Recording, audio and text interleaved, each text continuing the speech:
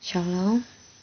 Sebelum kita renungkan firman Tuhan bersama kembali pada hari ini, Jumat 25 September 2020, mari terlebih dahulu satukan hati, kita berdoa. Mari berdoa.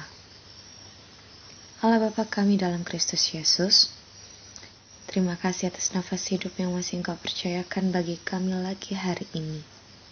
Sekarang kami mau merenungkan firman-Mu.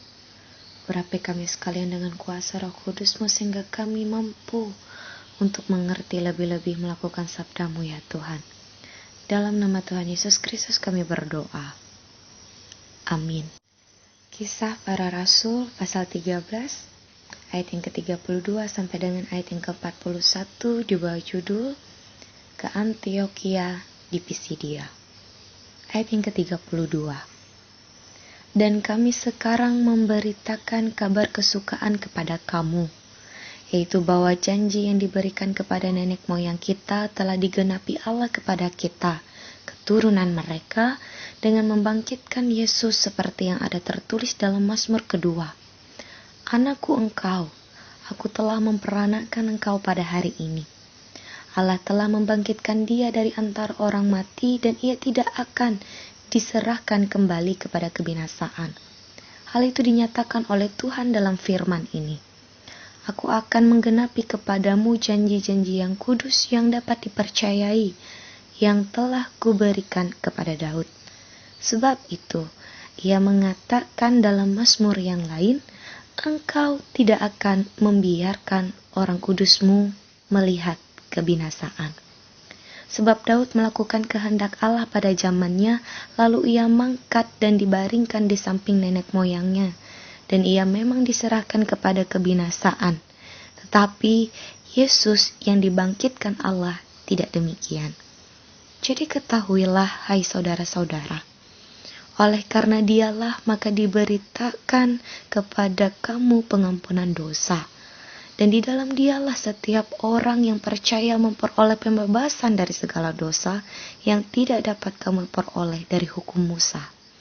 Karena itu, waspadalah, supaya jangan berlaku atas kamu apa yang telah dikatakan dalam kitab nabi-nabi. Ingatlah, hai kamu penghina-penghina, tercenganglah dan lenyaplah. Sebab aku melakukan suatu pekerjaan dalam zamanmu, suatu pekerjaan yang tidak akan kamu percayai jika diceritakan kepadamu. Demikian firman Tuhan. Langit dan bumi akan berlalu, tetapi perkataan Allah tidak akan pernah berlalu. Amin. Bapak Ibu yang dikasihi Tuhan, jika ada pilihan diperhadapkan kepada manusia, apakah lebih senang mendengar perkataan yang baik dan menyukakan hati, atau mendengar perkataan yang menyukarkan hati dan menyedihkan hati? Tentu, kita akan memilih lebih senang mendengar perkataan yang baik dan menyukakan hati daripada mendengar perkataan yang menyukarkan dan menyedihkan hati. Akan tetapi, tidak semua manusia mudah percaya terhadap perkataan orang lain, apalagi jika orang itu adalah orang yang sama sekali belum mereka kenal dan untuk pertama kalinya mereka jumpai. Rasul Paulus bersama rekan-rekannya dikatakan pada ayat yang ke-13 sampai dengan ayat yang ke-17 melakukan perjalanan ke Antiokhia, khususnya di daerah Pisidia, untuk memberitakan kabar keselamatan yang menyukakan hati. Kabar keselamatan itu adalah pesan yang disampaikan oleh Rasul Paulus untuk membangun dan menghibur umat yang ada di Pisidia pada hari Sabat di rumah ibadat.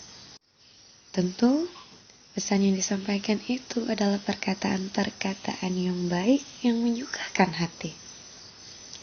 Kisah Para Rasul pasal 13 ayat yang ke-32 sampai 41 ini adalah perkataan yang disampaikan oleh Rasul Paulus dari nubuat para nabi dan janji-janji Allah yang digenapi dalam Yesus Kristus. Rasul Paulus memberitakan kabar kesukaan itu dari awal sejarah umat Israel sampai pada penggenapan nubuat Allah yang disebutkan pada ayat yang ke-33, 34, 35, dan 41.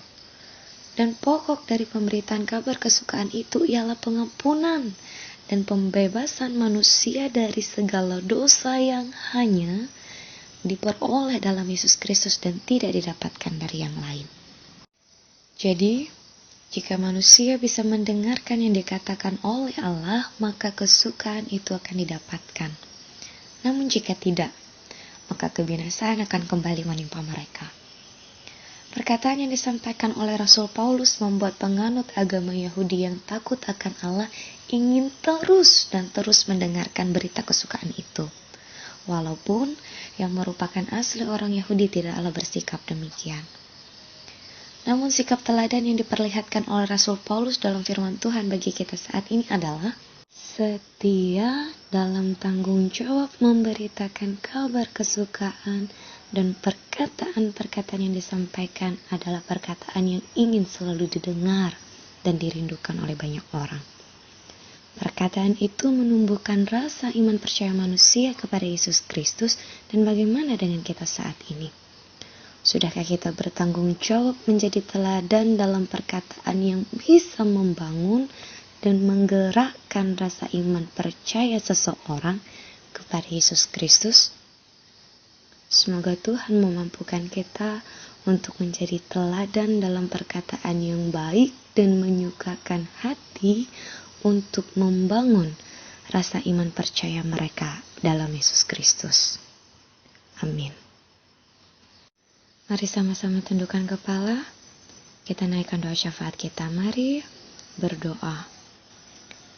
Bapa Surgawi, Bapa dalam Yesus Kristus, terima kasih untuk firman-Mu yang boleh kami renungkan bersama saat ini. Kabar kesukaan yang ingin selalu kami dengar dan kami rindukan boleh kami dapatkan lagi saat ini. Mampukan kami Tuhan agar bisa menjadi pribadi yang sesuai dan seturut dengan kehendak-Mu, sehingga ada banyak orang yang juga turut menerima apa yang telah kami terima daripada-Mu saat ini. Dan sekarang kami bersama-sama naikkan doa syafaat kami bagi sidang Jumat-Mu secara khusus yang ada di Desa Biha. Walaupun berada di tengah-tengah himpitan yang semakin menghambat mereka untuk merambat, mampukan mereka Tuhan untuk tetap bertahan dan bisa menarik banyak jiwa untuk datang kepadamu. Mampukan mereka menjadi teladan yang baik bagi orang-orang yang ada di sekitar mereka, sehingga Kristus yang ada di dalam mereka mampu dilihat oleh banyak orang. Kiranya Tuhan berkenan untuk mengaruniakan segala yang baik bagi kami semua, dan biarlah segala usaha dan pekerjaan kami boleh berhasil di tangan-Mu. Umur panjang serta kekuatan kesehatan selalu ditambahkan bagi kami, dan cita-cita harapan kami di masa depan hanya kami pertaruhkan ke dalam tangan kasih-Mu. Biarlah segala sakit, penyakit, dan malapetaka dijauhkan oleh-Mu, sehingga tidak menimpa kami. Bolehkan kami seturut kehendak-Mu seperti sedia. Inilah doa kami Bapa, yang kami alaskan dalam nama Tuhan Yesus Kristus yang telah ajarkan doa Bapa kami. Demikian. Bapa kami yang di surga, dikuduskanlah nama-Mu. Datanglah kerajaan-Mu, jadilah kehendak-Mu di bumi seperti di sorga. Berikanlah kami pada hari ini makanan kami yang secukupnya, dan ampunilah kami akan kesalahan kami, seperti kami juga mengampuni orang yang bersalah kepada kami. Dan janganlah membawa kami ke dalam pencobaan, tetapi lepaskanlah kami daripada yang jahat. Karena Engkau-lah yang mempunyai kerajaan, dan kuasa, dan kemuliaan, sampai selama-lamanya. Amin. Tuhan memberkati engkau dan melindungi engkau. Tuhan menyinari engkau dengan wajah-Nya dan memberi engkau kasih karunia. Tuhan menghadapkan wajah-Nya kepadamu dan memberi engkau damai sejahtera.